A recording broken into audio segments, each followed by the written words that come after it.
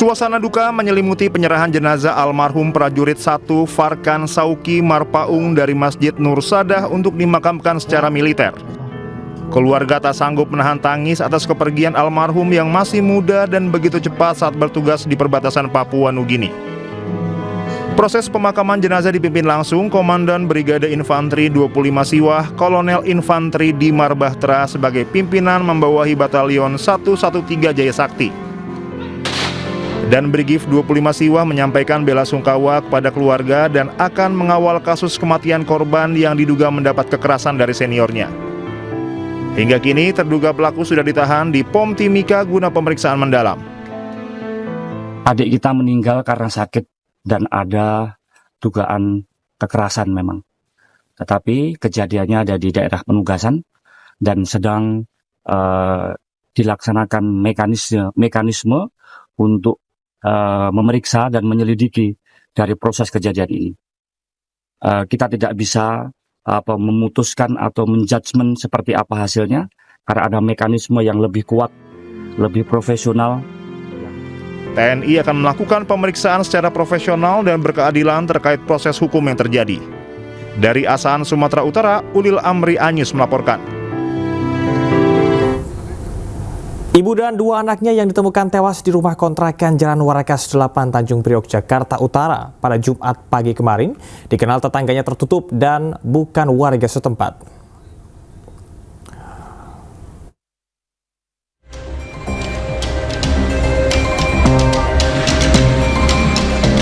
Rumah kontrakan di Jalan Warakas 8 Tanjung Priok, Jakarta Utara yang menjadi tempat kejadian perkara tewasnya 3 orang yang merupakan satu keluarga masih terlihat sepi Sabtu pagi. Garis polisi masih terpasang. Sejumlah tetangga menyebut keluarga tersebut tidak banyak bersosialisasi dan bukan warga asli lingkungan setempat. Mereka diketahui hanya tinggal mengontrak dan belum lama menetap di kawasan tersebut. Salah satu tetangga korban, Yanti, mengatakan keluarga tersebut jarang keluar rumah dan hampir tidak pernah bergaul dengan warga sekitar. Belum lama sih, setahu saya. Belum lama ya? Ada berapa bulan kalau menurut Ibu? Ya, pokoknya belum ada setahun lah. Belum ada setahun. Nah, untuk kehidupan sosial pada masyarakatnya gimana, Bu? Ya itu, nggak pernah keluar, nggak pernah ngumpul gitu, nggak pernah. Paling keluar kalau itu kombinasi atau enggak keluar mau jualan es, kan katanya jualan es. Ya udah, dari gitu aja. Untuk komunikasi dengan warga lainnya? Ya, saya juga nggak tahu namanya siapa. Oh, begitu. Terus tinggal di situ ya juga belum lama, kayak gitu. Oh, artinya bukan warga sini? Bukan. Bukan ya? Sebelumnya 3 korban ditemukan meninggal dunia di dalam rumah kontrakan tersebut.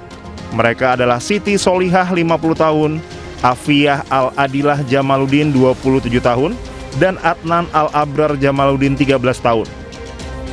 Sementara satu anggota keluarga lainnya, Abdullah Syauki Jamaluddin 22 tahun, ditemukan dalam kondisi kritis dan langsung dibawa ke RSUD Koja untuk mendapatkan perawatan intensif. Hingga kini pihak Polres Metro Jakarta Utara masih menyelidiki penyebab kematian korban. Polisi mendalami temuan bahwa korban ditemukan dengan kondisi mulut mengeluarkan busa yang menjadi salah satu petunjuk penting dalam proses penyelidikan. Dari Jakarta, Sofyan Firdaus Anyus melaporkan. Pemirsa, informasi yang Anda baru saksikan tadi adalah berkaitan dengan pembunuhan di Warakas terkait dengan keluarga. Dan kita akan ke informasi selanjutnya. Pelaku pembunuhan terhadap anak pengurus Parpol di kota Cilegon, Banten ditangkap.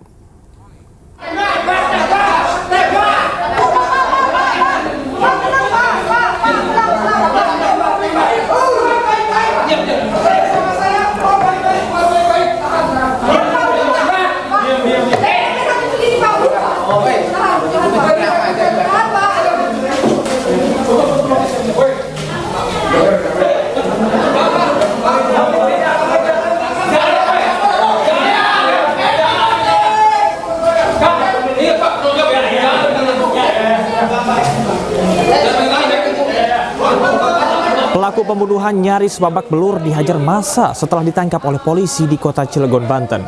Setelah diperiksa petugas, pelaku merupakan pembunuhan terhadap Muhammad Axel Harman Miller, anak pengurus Parpol yang ditemukan tewas berlumuran darah di rumah mewahnya pada 16 Desember 2025 lalu. Hingga saat ini polisi masih melakukan pendalaman untuk mencari petunjuk lain yang berkaitan dengan kasus tersebut. Spesialis curi rumah. Curat ya, pencurian dengan pemberatan rumah-rumah yang dianggap kosong. Dan sasarannya rumah-rumah yang bagus.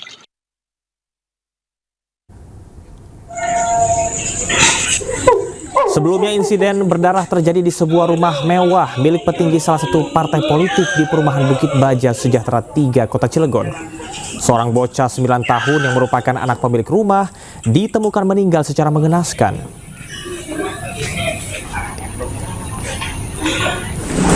Jelas pakai siapa habis dengan kamera.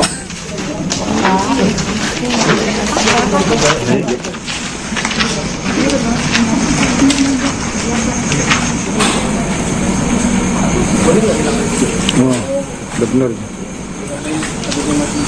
Ada yang mau ternyata ada yang belum mandi.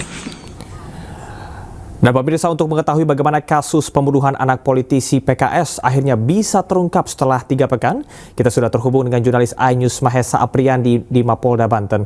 Selamat malam Mahesa, bagaimanakah akhirnya pelaku pembunuhan terhadap Axel, bocah 9 tahun ditangkap? Apakah motifnya sudah diketahui? Baik pemirsa, rekan Mawar, saat ini saya sedang berada di Mapolda Banten. Dapat saya laporkan informasi terakhir update terkait pembunuhan seorang bocah yang kebetulan yang salah satu seorang anak pemimpin parpol di Kota Cilegon. Nah, berdasarkan hasil liputan kita bahwa penangkapan pelaku itu terjadi saat tim gabungan dari Brimob Polda Banten, Dirkrimum Polda Banten, dan Polsek Cilegon melakukan jebakan terhadap pelaku. Karena berdasarkan informasi yang diperoleh dari pihak polisian, pelaku merupakan residivis keterkaitan untuk curat, pencurian dan keberatan yang khusus menyasar rumah-rumah mewah di lokasi wilayah hukum Polda Banten. Demikian. Baik, Mahesa, apakah nantinya akan ada investigasi lanjutan yang dilakukan oleh polisi? Berdasarkan hasil wawancara kami, tadi sempat ketemu dengan Pak Kapolda Banten, Pak Irjen Hengki, bahwa akan melakukan penelusuran terkait motif yang dilakukan oleh pelaku. Sampai saat ini pihak kepolisian masih melakukan pemeriksaan pelaku secara intensif. Diduga ada keterkaitan orang lain yang memicu pelaku melakukan pembunuhan tersebut. Demikian. Baik, Mahesa, apakah ada dugaan keterkaitan berkaitan dengan lawan politik? Sejauh ini berdasarkan hasil liputan kita tidak ke arah ke sana. Demikian.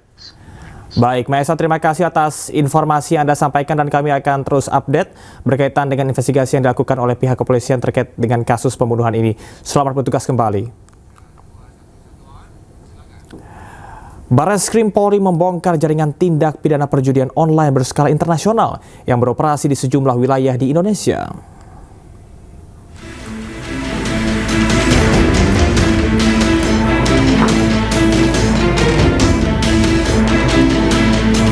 Pihak kepolisian berupaya melakukan pengejaran terduga pelaku yang terlibat tindak pidana perjudian internasional.